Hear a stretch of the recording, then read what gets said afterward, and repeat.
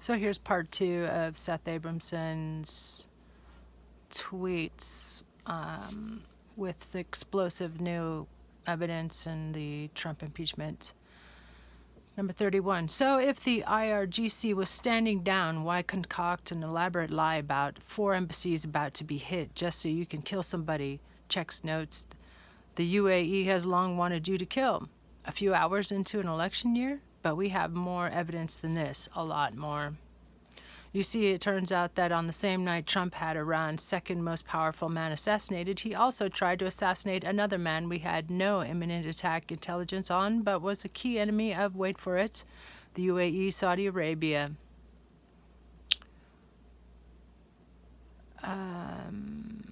There's a link to The Independent about U.S. tried to kill second Iranian commander on same day as Soleimani.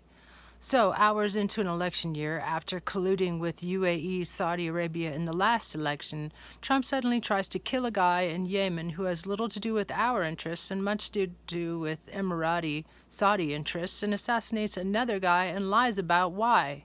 America, your sons and daughters in uniform were almost dragged into another major war in the Middle East, which would have killed thousands of our brave soldiers, so Trump could appease 2 nations he believes will collude with him again in 2020. Then he tried to cover it up. This, and I've never said this before, begins to approach treason, even if not necessarily there yet, as it comes at a time Trump says he is acting under an authorization of military force, i.e. in a time of war. So when you sell out our soldiers in wartime, what is that? Please understand, this is Twitter. I'm giving you the G-rated children's bedtime versions of the story. I have to, as I already know, that even an approximation of the full story checks proof of conspiracy, over 4,300 citations and 950 pages. So this is a summary. Left out of this thread is 95% of the story. For instance, do you know what the UAE, Saudi Arabia have been working on with Eric Prince for 5 years? 1. Using soldiers as mercenaries, and 2. Using assassination squads to kill enemies. And now this. So there's a Rolling Stone link. Trump brags about serving up American troops to Saudi Arabia. Saudi Arabia is paying us for our troops, he said. We have a very good relationship with Saudi Arabia. That's right. Even Trump's tactics are taken from Prince, Nader, Mohammed bin Zayed, and Mohammed bin Salman. He's turning our brave soldiers into mercenaries Saudi Arabia, UAE pay for. And what does he want them to do for UAE, Saudi Arabia? Assassinate people. Yes, really. The U.S. declined to kill Soleimani for 15 years because all the intelligence we had said that killing him would make our soldiers less safe. And Americans polled on this agree with that assessment. There's a link to a USA Today. Exclusive, Americans say Soleimani's killing made U.S. less safe. Most Americans called Trump reckless on Iran. And by the way, who does Eric Prince, acting as Trump's envoy, secretly meet in the Seychelles during the presidential transition?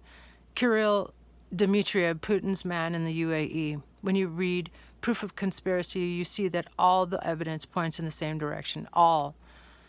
So Trump is selling out American interests, in this case our soldiers, for his own personal political benefit. Why does that sound familiar? Because it's exactly what he did in the Ukraine scandal and exactly what he did in the Russia scandal.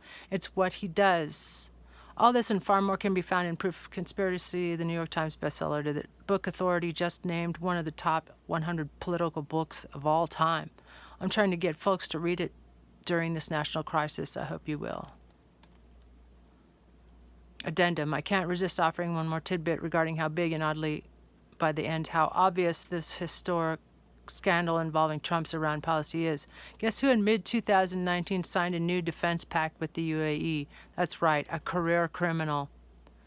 UPI link. The U.S. United Arab Emirates joined new defense agreement. And there's a picture of Bolton.